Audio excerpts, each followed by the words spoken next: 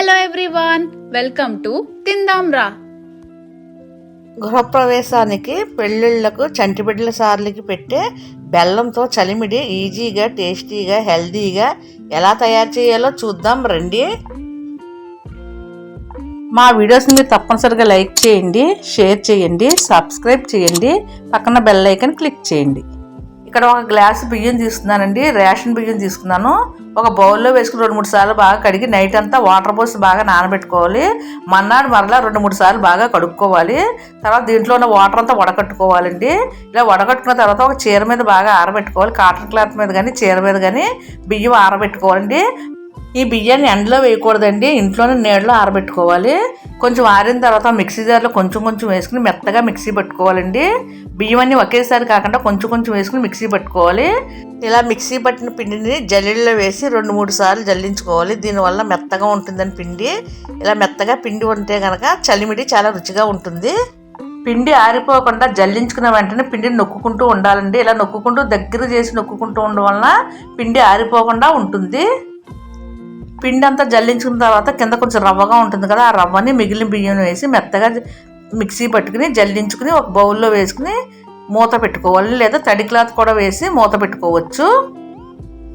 మనం ఏ గ్లాస్తో అయితే బియ్యం తీసుకున్నామో అదే గ్లాస్తో 3/4 గ్లాసు బెల్లం తీసుకోవాలి. అలాగే జీడిపప్పు తీసుకోవాలి, ఎండు కొబ్బరి ముక్కలు తీసుకోవాలి, కొంచెం యాలకుల పొడి తీసుకోవాలి. స్టవ్ పైన ఒక కడాయి పెట్టుకుని దాంట్లో 1 స్పూన్ నిండుగా నెయ్యి వేసుకోవాలి.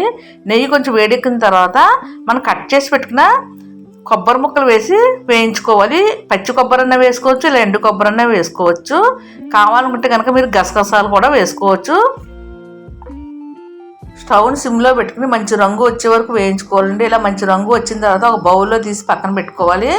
మరలా అదే బౌల్లో నెయ్యి ఉంటుంది కదా, ఆ నేతిలోనే జీడిపప్పును కూడా వేసి వేయించి తీసి పక్కన పెట్టుకోవాలి.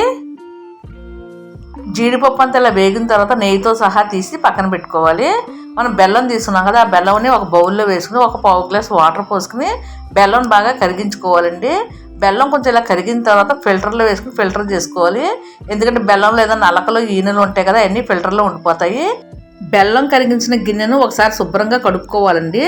తర్వాత మనం ఫిల్టర్ చేసుకున్న బెల్లం పాకం దాంట్లో వేసి మరిగించుకోవాలి. స్టవ్ మీడియం ఫ్లేమ్లో పెట్టుకుని మరిగించుకోవాలండి. ఒక ప్లేట్లో కొంచెం వాటర్ పోసుకుని పాకం అయిందో లేదో చూసుకోవాలండి. ఇక్కడ వద్ద పాకం సరిగ్గా అవ్వలేదు, మరలా మరిగించుకుంటున్నాను. తర్వాత మరలా మరిగించిన తర్వాత ప్లేట్లో వేసుకుని చూసుకోవాలండి, పాకం అయిందో లేదో చూసుకోవాలి. పాకం మరీ గట్టి పాకం కాకుండా ఇలాగా వీడియోలో చూపిస్తున్న విధంగా మెత్తగా ఉండపాకంలా అవ్వాలి. ఇది అయితే కరెక్ట్గా పాకం అయినట్టండి. తర్వాత దీంట్లో యాలకుల పొడి వేసుకోవాలి. మరీ లేత పాకం కాకుండా అలానే మరీ ముద్ర పాకం కాకుండా మధ్యస్థంగా పట్టుకుంటే కనుక చలిమిడి చాలా రుచిగా ఉంటుంది. తర్వాత బియ్యం పిండి వేస్తూ కలుపుకోవాలి. ఒకళ్ళు వేస్తుంటే ఒకళ్ళు కలుపుకుంటే కనుక ఉండలు కట్టకుండా ఉంటుంది. మీకు బియ్యం పిండి ఎంత సరిపోతుందో చూసి వేసుకోవాలి. ఒకేసారి బియ్యం పిండి అంతా వేయకూడదు, కొంచెం కొంచెం వేసుకుంటూ కలుపుకోవాలి. ఇక్కడ వదిన గ్లాసు నిండుగా బియ్యం వేసుకున్నాను కదా, గ్లాసు నిండుగా బెల్లం వేసుకుంటే కనుక బియ్యం పిండి అంతా కరెక్ట్గా సరిపోతుంది. కానీ ఇక్కడ నేను 3/4 గ్లాస్ బెల్లం వేసుకున్నాను కాబట్టి నాకు కొంచెం బియ్యం పిండి మిగిలిందండి. ఇలా కొంచెం లూజుగా ఉన్నప్పుడే పిండి వేయడం ఆపివేయాలండి. దీనివల్ల గట్టి పడకుండా ఉంటుంది చలిమిడి.